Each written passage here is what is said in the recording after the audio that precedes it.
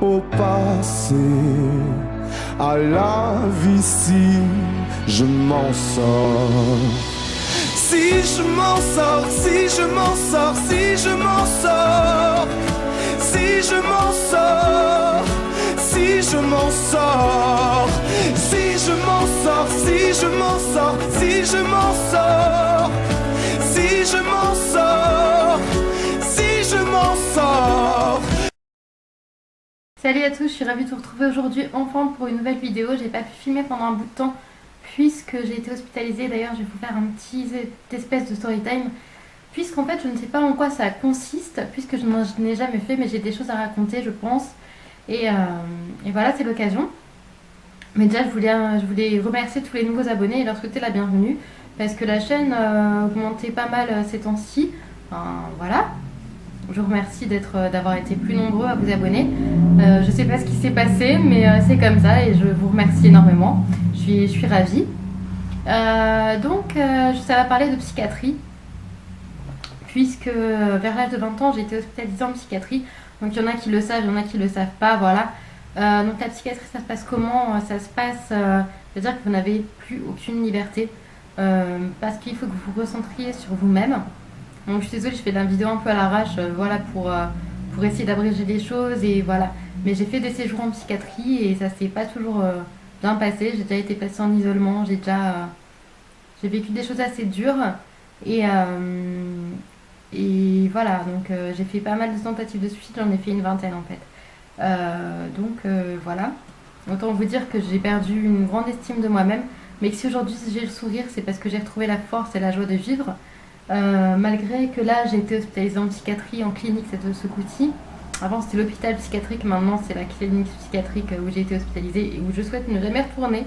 Je ne veux plus de psychiatrie, de lieu psychiatrique parce qu'il y a des pathologies très très lourdes avec lesquelles il faut entre guillemets cohabiter et c'est assez compliqué, surtout moi qui ai un côté éponge et qui du coup praline mieux là et qui du coup absorbe le négatif comme le positif. Donc quand je suis entourée de gens négatifs, bah, je vais être très négative. Et quand je vais être entourée de gens positifs, bah, je vais être très positive. Donc voilà, faut savoir ça. Faut savoir que la psychiatrie c'est pas facile parce qu'on a des règles, on n'est pas livré à soi-même en même temps. Et ça peut nous aider sur un temps, mais sur un trop long temps, non. Donc voilà, moi ça a été un peu trop long cette fois-ci. Je vous avoue que j'avais l'habitude de faire des hospitalisations de 3-4 jours maximum. Et là, je suis restée quasiment une semaine parce que j'avais demandé ma sortie dès mardi. Je suis arrivée jeudi dernier. J'ai demandé ma sortie dès mardi et enfin, je voulais sortir hier. Et en fait, j'ai demandé ça lundi. Il fallait 48 heures pour préparer une sortie. Donc ça n'a pas été possible. Donc voilà, tout ça pour dire en fait que j'ai vécu la psychiatrie et que j'en suis pas très fière, mais ça aide en même temps, ça m'a beaucoup aidé parce que lors d'une de mes dernières hospitalisations en hôpital psychiatrique, j'étais en isolement comme je vous disais, je suis restée 1 mois et demi hospitalisée et en fait c'est juste après que j'ai eu le déclic d'aller mieux parce que je me suis dit bon ok j'arrive pas à mourir, dès que j'essaye de mourir on me punit, je prenais l'hospitalisation comme une punition à l'époque. On veut me punir, on veut me dire que c'est mal, ce qui est normal parce que c'est pas bien d'essayer de mourir. La mort, on a notre heure, voilà, moi je pense comme ça, je pense qu'on a notre heure et qu'il faut l'accepter et que voilà, peu importe ce qu'on fait, on a notre heure et voilà, et qu'on ne peut pas changer le cours du destin et donc c'est une punition parce que j'avais voulu mettre fin à mes jours et c'est pour me protéger aussi. C'était une sorte d'attention et de protection. Donc voilà. Et donc je me suis dit, ben, si je n'arrive pas à mourir malgré l'envie que j'ai, eh bien il va falloir que je m'en sorte autrement. Donc j'ai eu plein de choses positives, comme je vous disais, j'absorbe très facilement le positif. Et j'ai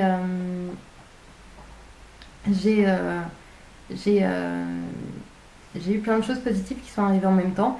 Et j'ai eu la force de m'en sortir grâce à ça. Donc maintenant, ça fait 8 ans que je suis stabilisée, que je suis une grande anxieuse. Ça ne changera pas. J'ai toujours été anxieuse, timide, réservée, maladroite même. Enfin voilà, ça se sent chez moi que je suis très anxieuse. Mais c'est pas grave, chacun est comme il est. Et voilà. Coucou Pralinette, tu veux monter? Tu veux venir faire coucou? Allez, viens là. Aïe. Regardez comment elle est mignonne. Elle a grandi, hein. Elle grandit de jour en jour. Elle va faire ta star. Elle va faire ta star, elle va faire coucou à l'appareil. Elle épouse tes fesses maintenant. Je ne sais plus où j'en étais. Donc oui, donc j'ai eu plein de choses positives qui sont arrivées au même moment. Et donc du coup, ça m'a tiré vers le haut. Et je remercie tout ce qui a été positif dans ma vie, même si après ça s'est tourné en négatif, etc.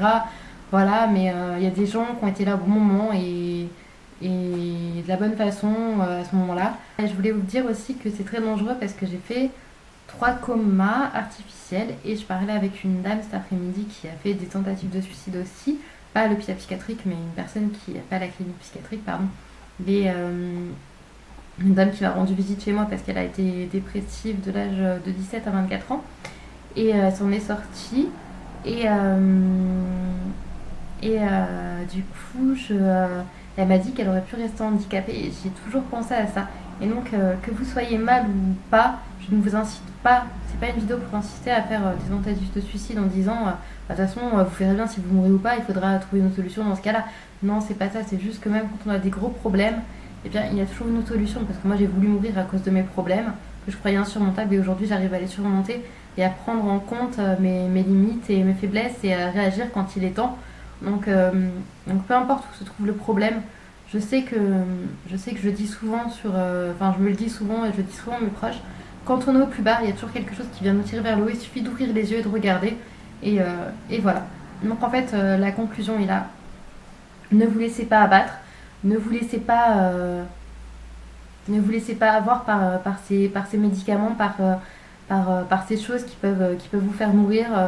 Voilà, ne vous laissez pas abattre tout simplement. Il y a toujours une solution et de toute façon, si c'est pas votre heure, vous n'y arriverez pas. Donc voilà, donc ne tentez pas de mettre fin à vos jours, ça ne sert à rien. Parce que j'en suis la preuve vivante, j'ai fait plus de 20 tentatives de suicide. Et je m'en suis sortie et aujourd'hui j'ai le sourire. Donc voilà, même si dans certaines vidéos je suis un peu plus fatiguée que d'autres et tout, j'ai une grande fatigabilité, c'est là mon handicap pour travailler. Et bien voilà, je m'en sors jour après jour et je remercie tout ce qui m'entoure pour ça. Donc voilà, je vous fais des gros bisous et je vous dis à bientôt en espérant que cette vidéo vous ait plu. Ciao!